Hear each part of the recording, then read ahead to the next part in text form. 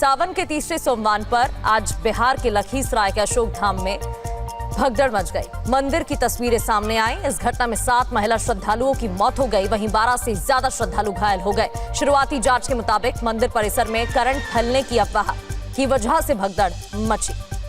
सावन के तीसरे सोमवार पर झारखंड के देवघर में श्रद्धालुओं का सैलाब उमड़ पड़ा। बाबा बैद्यनाथ मंदिर में जलाभिषेक के लिए मानसरोवर फुटओवर ब्रिज से कुमाठा पॉइंट तक करीब 10 किलोमीटर पैदल जाना पड़ रहा है। प्रशासन ने बंदोबस्त। सुरेंद्र सरकार और आंदोलनकारी छात्रों के बीच आज रांची में चौथे राउंड की बातचीत होगी। दोपहर 2 बजे मोरहाबादी स्टेट गेस्ट हाउस में वार्ता होनी है। आंदोलनकारी छात्रों ने मांगे पूरी नहीं होने पर 20 अगस्त को सीएम आवास के घेराव का ऐलान किया है।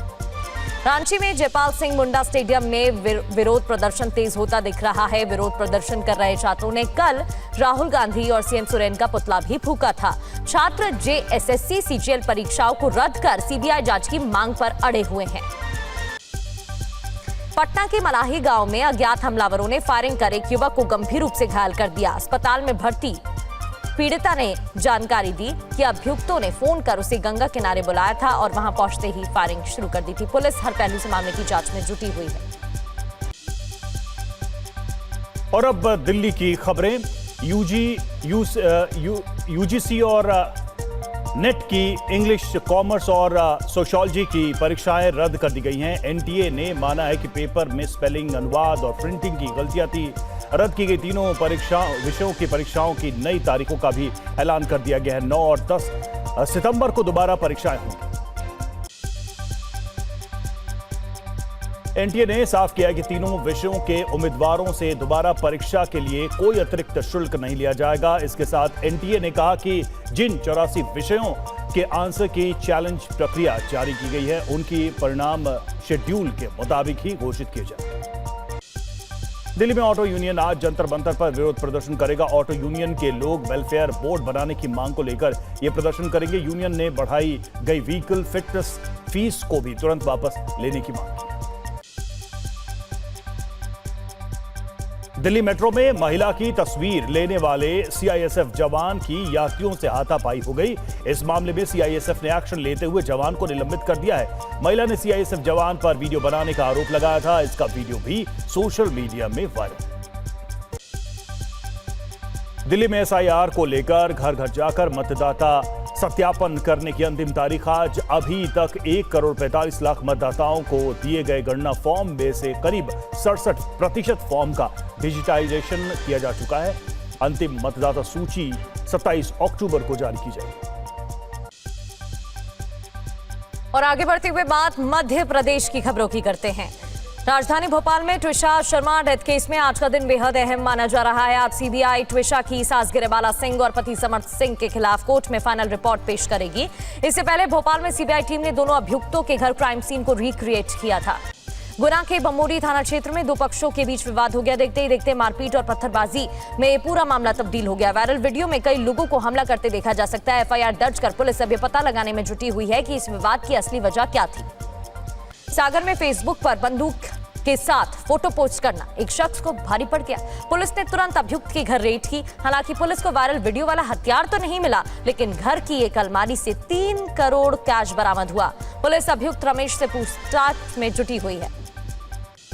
इधर उज्जैन में नागपंचमी के मौके पर श्री नागचंद्रेश्वर मंदिर के कपाट खोले गए हैं। परंपरा के मुताबिक महाकाल मंदिर की तीसरी मंजिल पर विराजमान नागचंद्रेश्वर भगवान का दर्शन साल में सिर्फ एक दिन के लिए होता है, इसलिए आधी रात से ही यहां भक्तों की भारी भीड़ जमा हो गई। उज्जैन में सावन के तीसरे सोमवार पर रात करीब 2:30 बजे बाबा महाकाल का जल, पंचामृत और फलों के रसों से अभिषेक किया गया है। इतना ही नहीं, इसके बाद महानिर्वाणी अखाड़े की ओर से महाकाल की भस्म आरती भी की गई है। दोपहर में महाकाल की तीसरी सवारी भी निकलेगी। और अब उत्तर प्रदेश की खबरें। अंबेडकर नगर में आईपीएस आशुतोष मिश्रा की मां की मौत की वजह पोस्टमार्टम में साफ नहीं हो सकी है। परिजनों ने हत्या और लूट का आरोप लगाया था। मामले को लेकर समाजवादी पार्टी के राष्ट्रीय अध्यक्ष अखिलेश यादव ने कानून व्यवस्था पर तंज करते हुए कहा कि यूपी में पुलिस ही सुरक्षित नहीं है। लखनऊ सहित प्रदेश के कई जिलों में बीजेपी युवा मोर्चा के कार्यकर्ताओं ने कांग्रेस के खिलाफ विरोध प्रदर्शन किया। बीजेपी कार्यकर्ताओं ने वीवीआईपी गेस्ट हाउस से कांग्रेस मुख्यालय तक मार्च निकाला। प्रदर्शनकारियों ने कांग्रेस पर राष्ट्रगीत वंदे मातरम के अपमान का आरोप लगाया। लखनऊ के गोमती नगर में तेज रफ्तार बेकाबू कार ने डिवाइडर को पार कर दूसरी कार को मार दी टक्कर। एयरबैग खुल जाने की वजह से कार में सवार लोगों की जान बच गई। अभियुक्त कार ड्राइवर फरार है, पुलिस उसकी तलाश कर रही है। शाहजहांपुर में 10,000 के नामी बदमाश को मुठभेड़ के बाद गिरफ्तार कर लिया गया है। उसके पास से अवैध असलहा, कारतूस, बिना नंबर प्लेट की बाइक और मोबाइल फोन बरामद किया गया। पुलिस को इस बदमाश की लूट के मामलों में तलाश।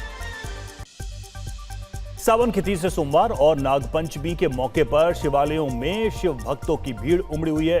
वाराणसी के काशी विश्वनाथ मंदिर में इस मौके पर भगवान विश्वेश्वर की मंगला आरती की गई।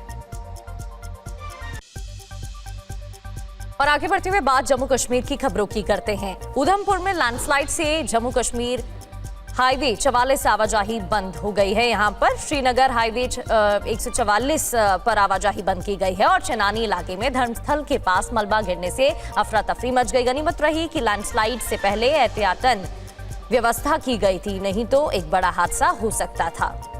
डोडा में तेज बारिश के बाद बाढ़ जैसे हालात बन गए हैं। बारिश के कारण नदी नालों का जलस्तर तेजी से बढ़ रहा है। सड़कों पर जलभराव की स्थिति पैदा हो गई है। निचले इलाकों में रहने वाले लोगों की परेशानी बढ़ गई है।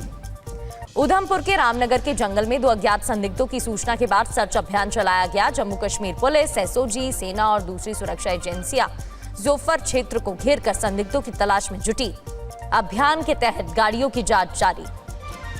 उपराज्यपाल मनोज सिन्हा ने जम्मू बेस कैंप में बाबा बूढ़ा अमरनाथ यात्रा के पहले जत्थे को रवाना किया। उपराज्यपाल ने कहा, भगवान शिव सत्य, एकता और आध्यात्मिक शक्ति के शाश्वत प्रतीक है। अनंतनाग जिले में किसानों ने सेब और अखरोट की खेती से हटकर तरबूज की खेती अब नई मिसाल कायम की है। यहां किसानों ने 3 महीने में फसल उगाकर काफी मुनाफा भी कमा लिया है। अधिकारियों के मुताबिक तरबूज की खेती के जरिए बेरोजगार युवाओं को सशक्त बनाने की कोशिश जारी। और अब खबरें होंगी महाराष्ट्र की।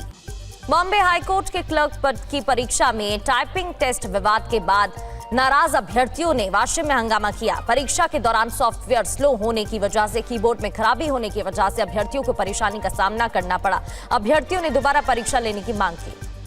राहुल गांधी 22 अगस्त को पुणे में छात्राओं से संवाद करेंगे। इस कार्यक्रम को लेकर उन्होंने सोशल मीडिया पर छात्रों के आंदोलन से जुड़े छात्रों से मुलाकात का वीडियो शेयर किया। इसके साथ लिखा, इस बार का कार्यक्रम सिर्फ लड़कियों के लिए होगा।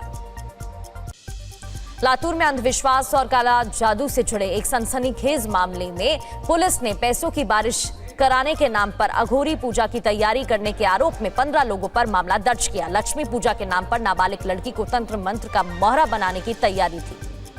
पुणे जिले के भीमाशंकर रोड पर कार और 2 ऑटो की टक्कर में 12 लोग घायल हो गए। इसमें कार चालक की हालत गंभीर बताई जा रही है। हादसे में घायल लोग भीमाशंकर से दर्शन कर ऑटो से वापस लौट रहे थे। इसी दौरान यह हादसा हो गया।